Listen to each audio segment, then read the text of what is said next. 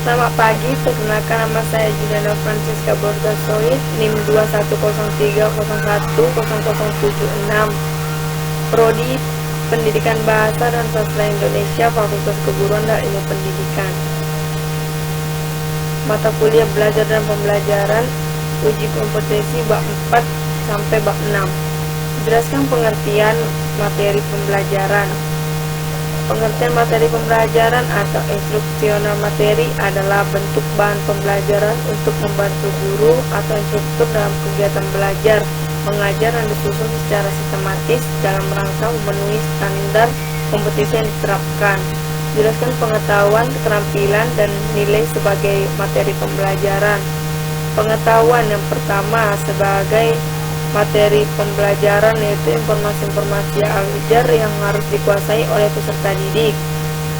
Keterampilan sebagai materi pembelajaran yaitu sebagai materi pembelajaran meliputi kemampuan dalam menggunakan ide, menentukan alternatif pilihan, memanfaatkan bahan, peralatan, dan waktu yang disediakan. Sikap dan nilai sebagai materi pembelajaran merupakan perilaku yang relatif permanen, melekat, dan turut mencerminkan tingkat kepribadian orang yang memilikinya.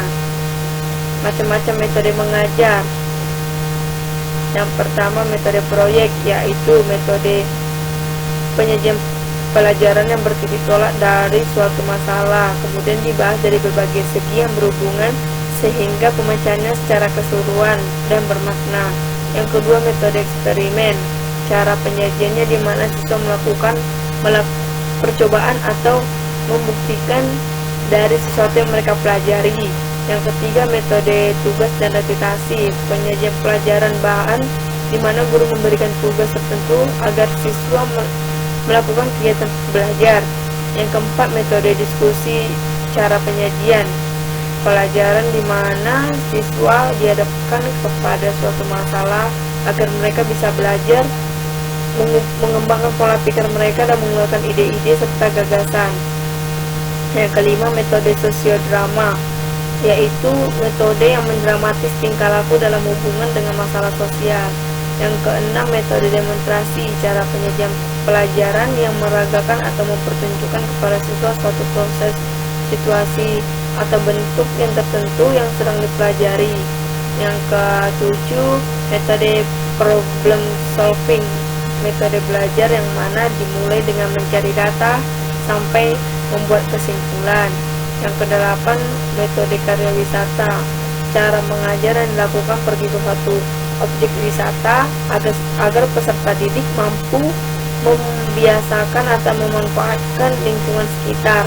Yang kesembilan, metode tanya jawab. Penyajian pelajaran dalam bentuk pertanyaan yang harus dijawab oleh guru kepada siswa, begitu juga siswa kepada guru. Metode latihan. Cara mengajar yang baik untuk menanamkan kebiasaan-kebiasaan tertentu. Tujuan untuk memperoleh kecakapan motorik, mental, asosiasi yang dibuat. Dan yang terakhir, metode ceramah. Cara pengajar yang digunakan untuk menyajikan keterangan, informasi atau uraian dalam suatu pokok persoalan permasalahan secara lisan. Bab 5. Pengembangan media dan sumber belajar. Jelaskan bagaimana pendapat Anda tentang pengertian media sumber belajar. Yang kedua, jelaskan tentang karakteristik media pembelajaran. Yang ketiga, jelaskan bagaimana pemanfaatan dan penggunaan media pembelajaran terhadap peserta didik. Jawab.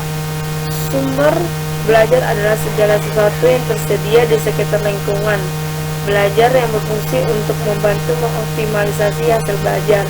Yang kedua, karakteristik umum media adalah kemampuan mereka menyimpan, melestarikan, merekonstruksi, dan mentransportasi suatu peristiwa atau objek. Beberapa karakteristik seperti media audio, media visual, dan audiovisual. Yang ketiga, pemanfaatan media pembelajaran. Yang pertama, menyampaikan materi pembelajaran dapat diseragamkan. Proses pembelajaran menjadi lebih menarik. Proses pembelajaran menjadi lebih interaktif. Sikap positif siswa terhadap proses belajar yang dapat ditingkatkan dengan media. Berbagai cara untuk menarik perhatian siswa. Yang kelima, peran guru berubah ke arah yang lebih positif dan produktif. Bab 6. Tes evaluasi pengembangan. Menurut Anda, apakah perencanaan evaluasi sama dengan perencanaan pada umumnya? Uraikan menurut pendapat Anda. Yang kedua, jelaskan evaluasi pendidikan. Biasanya dibagi menjadi dua kategori umum. Yang ketiga, jelaskan tahap-tahap dalam perencanaan evaluasi. Jawab. Yang pertama, dalam perencanaan evaluasi itu sama karena itu adalah sebuah komponen dalam merencanakan dimensi penting dari pendidikan. Evaluasi menunjukkan seberapa baik program pendidikan berjalan dan menyediakan cara untuk memperbaikinya. Yang kedua, evaluasi sumatif biasanya dilakukan dengan bermaksud membuat penilaian mengenai keseluruhan aktivitas dan program. Dan evaluasi formatif sebaiknya mengacu pada evaluasi yang muncul selama proses atau produk itu dirancang. Evaluasi formatif biasanya dilakukan untuk memperbaiki, mengembangkan evaluasi yang sangat banyak digunakan, seperti melakukan implementasi program atau sistem pengajaran baru. Tahap-tahap utama dalam perencanaan evaluasi yang itu menentukan tujuan evaluasi, merumuskan masalah evaluasi, menentukan jenis data yang dikumpulkan, menentukan sampel sesuai dengan tujuan evaluasi, menentukan model evaluasi sesuai dengan tujuan evaluasi. Penentuan modal evaluasi sangat berkaitan dengan berbagai pendekatan evaluasi. Evaluator hendaknya memahami berbagai pendekatan dalam evaluasi. Menentukan alat evaluasi hendaknya sesuai dengan tujuan dan pernyataan evaluasi yang dikemukakan sebelumnya. Merencanakan personal evaluasi, merencanakan anggaran atau biaya yang biasa menjadi kendala keberhasilan pelaksanaan evaluasi. Merencanakan jadwal kegiatan.